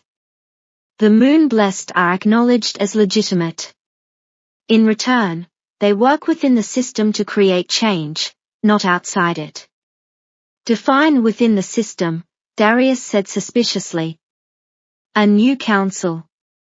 7 alphas, for moon-blessed, and representation from each designation. She looked at Rosalie. Change, but controlled. Evolution, not revolution. Rosalie considered this, then nodded slowly. We'll try it your way. But if the council resists necessary changes, if wolves continue to suffer under outdated hierarchies. She let her power surface slightly, the air shimmering around her. Then we'll forge our own path. The council's compromise sparked 3 hours of heated debate. Some alphas raged against any change, others saw opportunity. Through it all, Rosalie stood calm at the center, her fellow moon-blessed flanking her like an honor guard. You ask us to share power with Omegas, Marcus spat the word like poison. I ask you to share power with wolves, Rosalie corrected. Or would you prefer I demonstrate why the ancient packs feared us? Is that a threat? It's an offer of partnership instead of replacement. She let her power surface slightly. We could simply leave. Form our own territory. How many wolves would follow for Moon-blessed over 7 squabbling alphas? The uncomfortable shifting that followed suggested many alphas had considered the same question. I call for a vote, Sana announced. All in favor of the new council structure? For hands rose immediately, Sana and 3 younger alphas who'd remained silent until now. Marcus and 2 others kept their hands firmly down. Deadlocked, Marcus said triumphantly. Without a majority. I invoke the right of challenge, Rosalie announced, and gasps echoed through the amphitheater. You can't, Marcus protested. You're not an alpha. I'm moon-blessed. According to the laws you claim to follow, I hold equal rank. She stepped forward. I challenge you, Marcus, for your seat on the council. Unless you're afraid to face an Omega. The insult landed perfectly. Marcus' face purpled with rage. I accept, he snarled. Rosalie, no. Darius moved to intervene, but she stopped him with a look. Trust me, she said through their bond. I need to do this. The amphitheater cleared quickly, forming a circle for the challenge. Marcus shifted immediately, his wolf large and scarred from countless battles.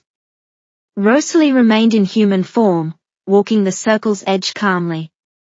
Shift, Omega, Marcus growled through the mental link. Why? You're not worth the effort. He lunged at her with a roar.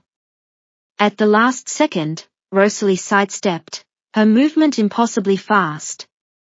Marcus crashed into the stone where she'd been standing, leaving cracks in the ancient surface. Too slow, she observed. He attacked again, and this time she didn't dodge. Instead, her form became translucent, and he passed right through her, stumbling in confusion. How? Someone gasped. Moon-blessed can phase when the moon is strong, Sabrina explained to the watching crowd. Among other things. Marcus spun around, snapping at where Rosalie materialized, but she was already moving. She danced around him, never attacking, just avoiding with grace that made him look clumsy and foolish. Fight me, he roared. I am fighting. I'm just not fighting like you. She paused, tilting her head. Tell me, Marcus, do you remember a young Omega named Sarah from 10 years ago? Marcus froze. What? She was from a small pack you absorbed. Pretty girl, gentle soul. You forced yourself on her, then had her killed when she threatened to tell. Lies. But his mental voice wavered. I can see it in your mind. Every crime, every cruelty. Her eyes blazed silver. Should I share them all? Should everyone see what I see? Marcus backed away, true fear entering his eyes for the first time. Or, Rosalie continued conversationally, you could yield.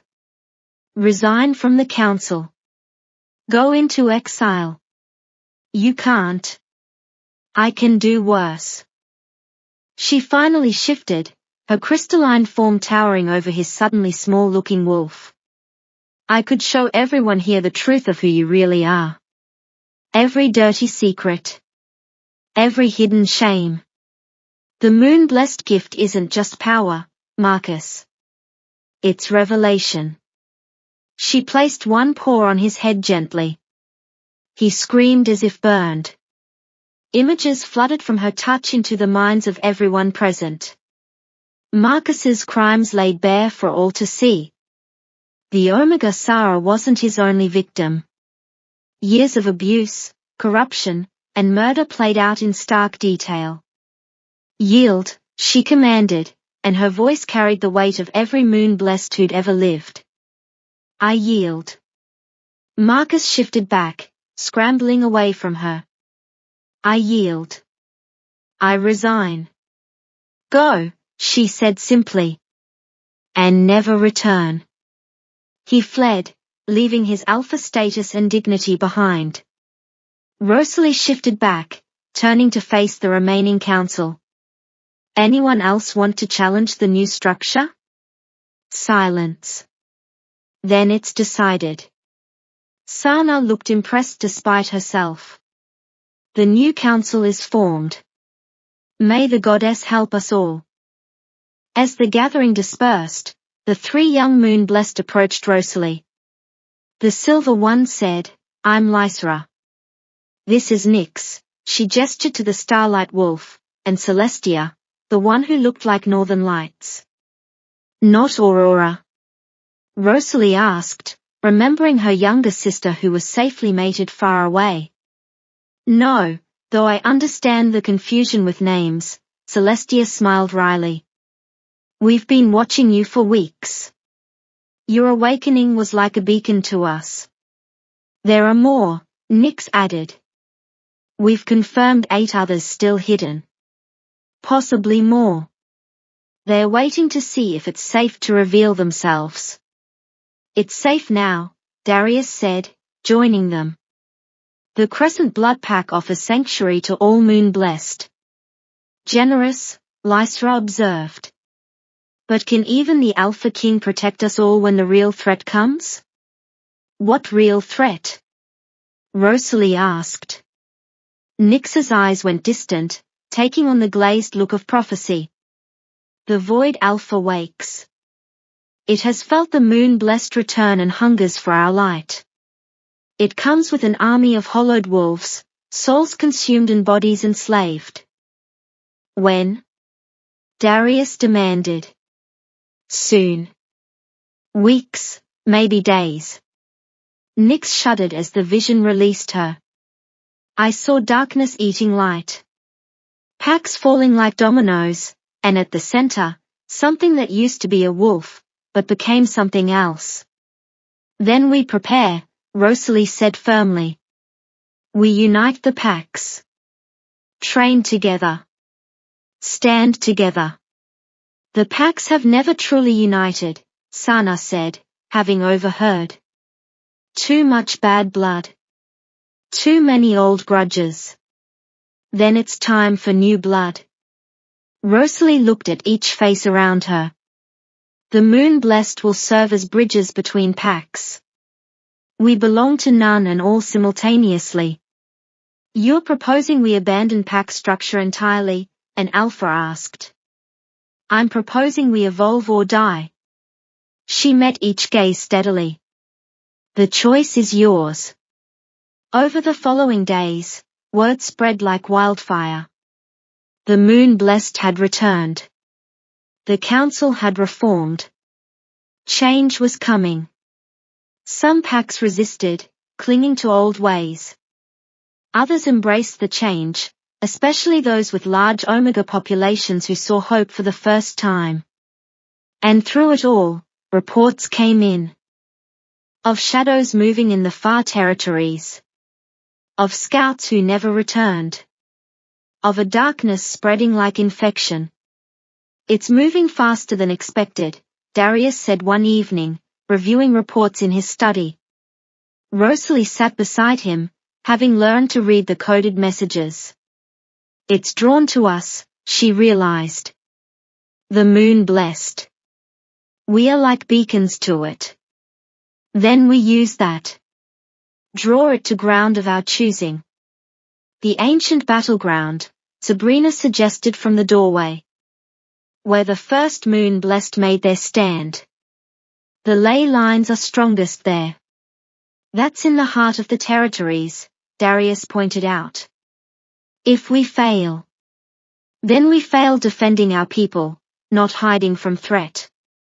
Rosalie stood, decision made.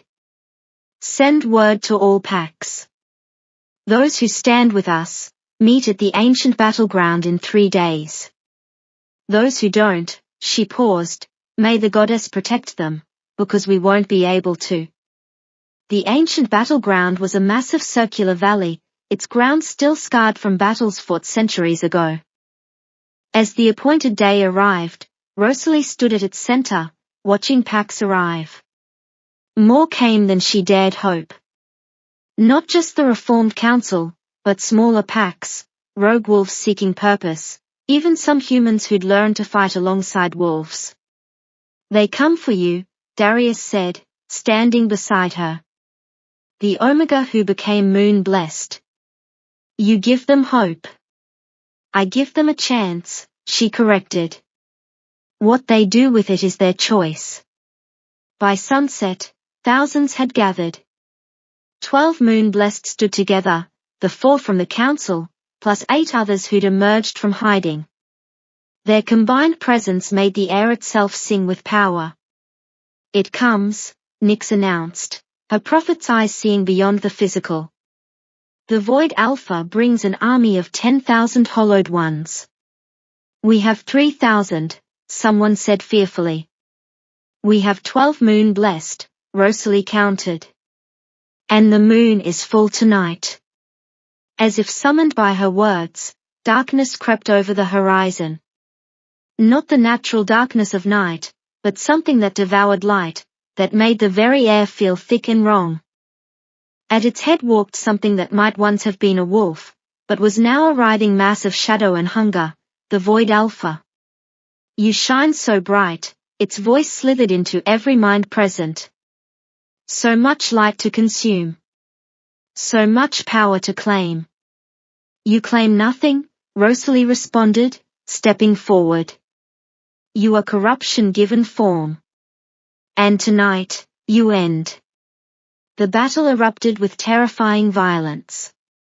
Hollowed wolves, empty shells animated by shadow, crashed into the defensive lines. Normal attacks barely slowed them. For every one destroyed, 2 seemed to take its place. The moon blessed. Rosalie shouted. Form the constellation. The 12 moon-blessed shifted as one, their various forms creating a circle. They began to howl. Not separately, but in harmony, their voices weaving together into something greater. The moon responded, its light focusing through them like a lens. Silver fire erupted from their circle, washing over the battlefield. Where it touched hollowed wolves, they dissolved into ash. Where it touched allied wolves, it filled them with strength and courage. The Void Alpha roared its fury, charging directly at Rosalie. Darius intercepted it, his massive black wolf form grappling with the creature. You cannot protect her forever, the Void Alpha hissed. I will consume her light and become unstoppable. You'll have to go through me, Darius snarled back.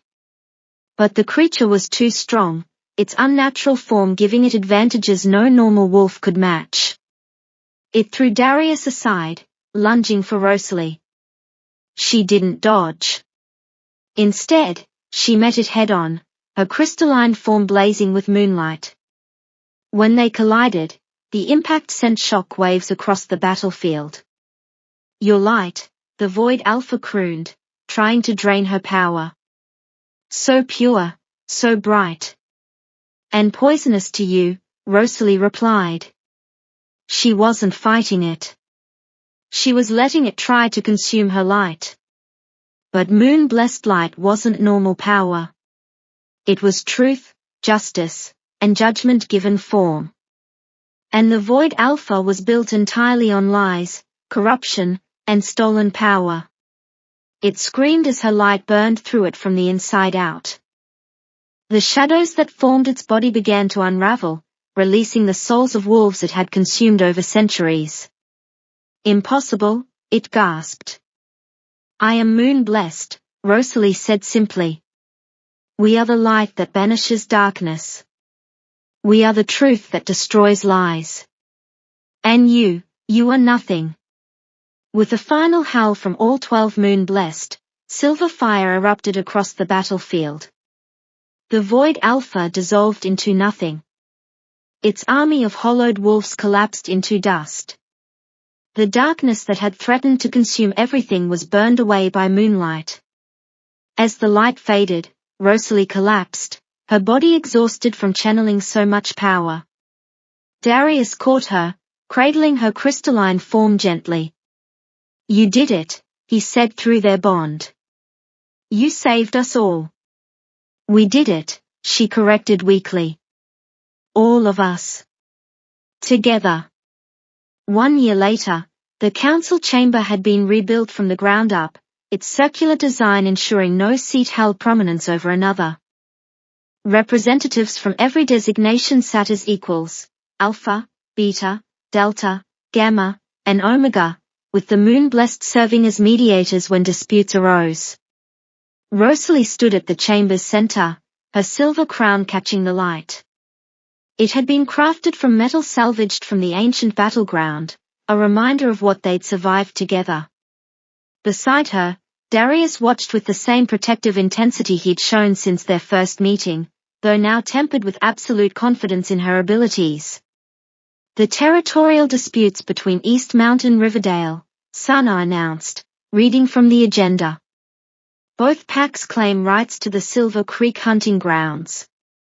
"Let them share it," suggested Marcus's replacement, a young alpha named Vera who'd emerged from the Omega ranks after the old hierarchies fell. "Alternate seasons, or hunt together. Resources are meant to be shared, not hoarded." A year ago, such a suggestion would have caused uproar. Now, both disputing packs nodded thoughtfully. "The integration programs are showing success," Lysra reported. She'd taken charge of education reform, ensuring all wolves, regardless of designation, received equal training. This year's graduates include 7 Omegas who've mastered advanced combat, and 3 Alphas who've chosen to become healers. "The old Alpha Council would roll in their graves," someone joked, and laughter rippled through the chamber. "Let them," Rosalie said mildly. "Their time is past."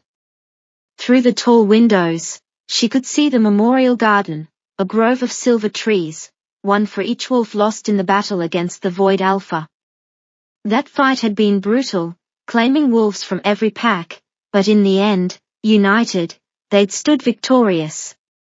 "Any other business?" Rosalie asked, drawing herself back to the present. "A personal matter." Darius stood, and the chamber quieted. "If the council permits." Curiosity rippled through the room. The Alpha King rarely spoke during sessions unless absolutely necessary. "Proceed," Sana said, eyes twinkling with suspicion. Darius turned to Rosalie and, to her shock, dropped to one knee. The entire chamber gasped. "Rosalie Moon-blessed," he began formally.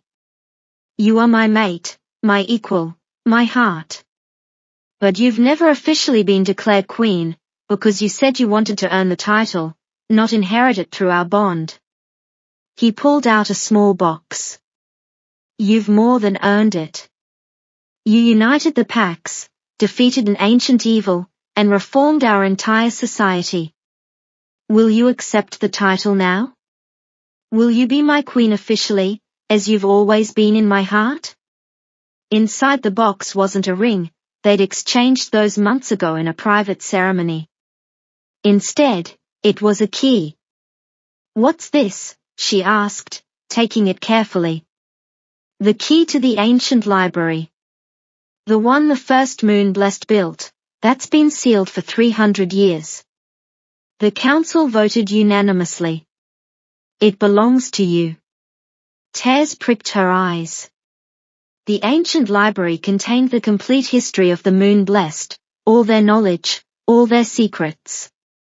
It was a treasure beyond measure. "Yes," she whispered, then louder, "yes." The chamber erupted in celebration.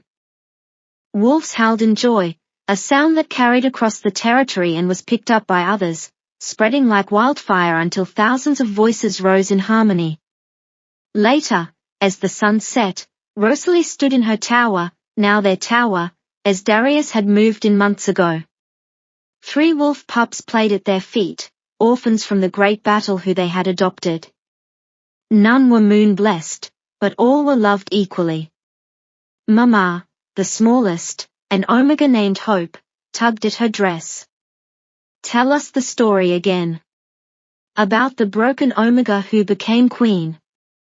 That's not how it goes, her brother argued.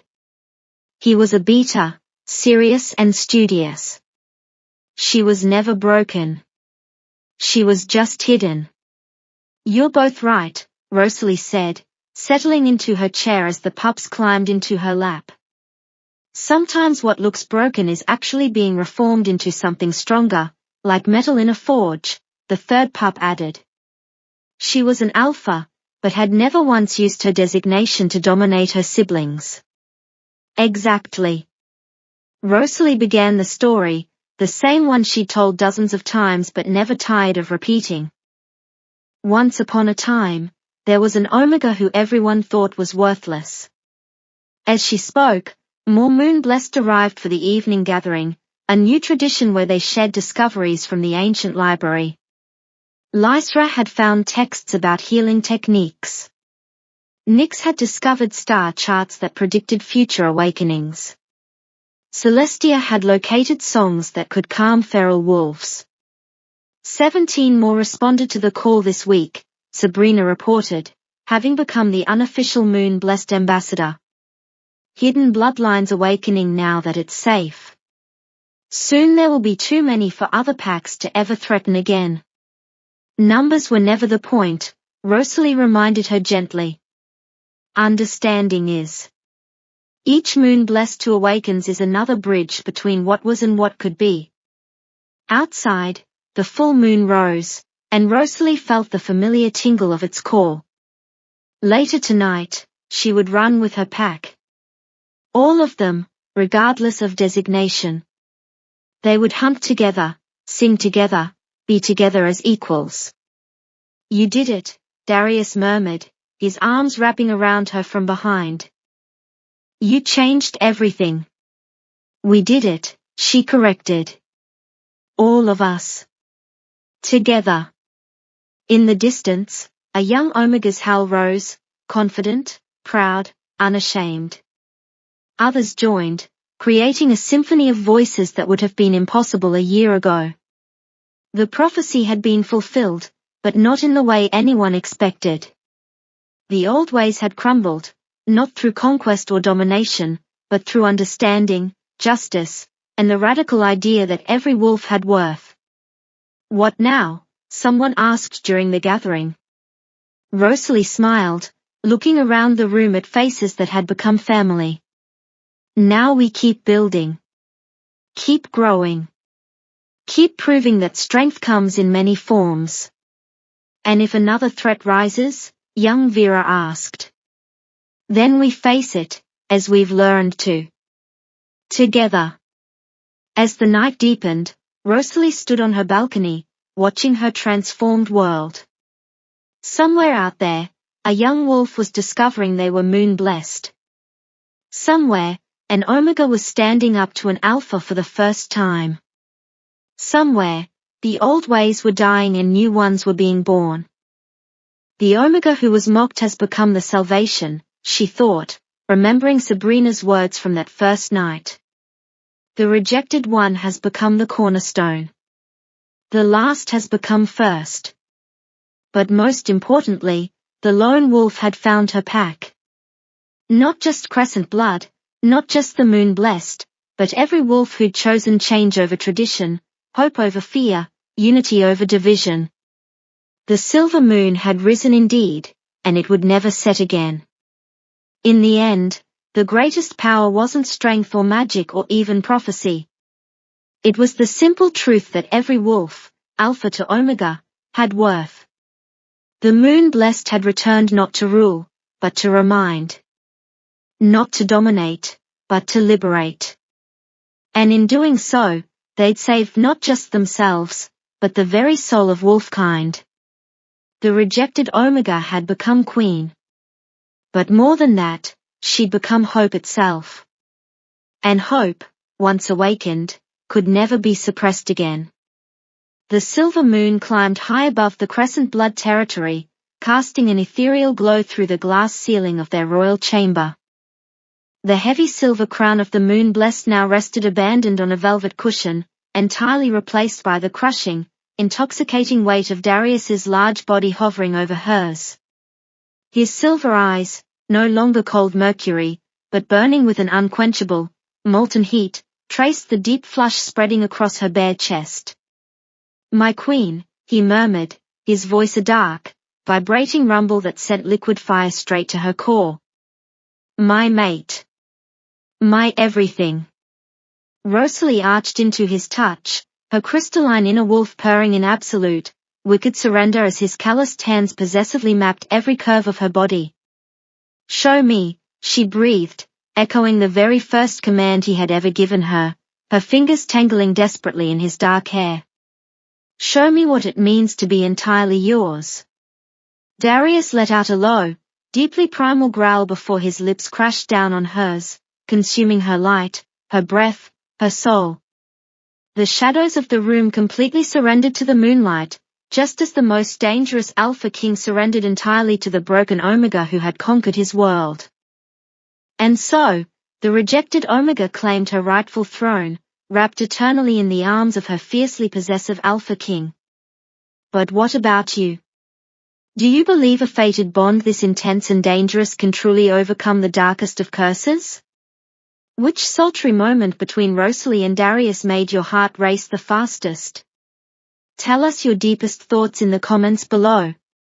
If your inner wolf is howling for more breathtaking, passionate romances, hit that subscribe button, give this video a like, and ring the bell to officially join the Moonlight Mates library. Sleep tight, little wolves, your fated mate might just be waiting in the shadows.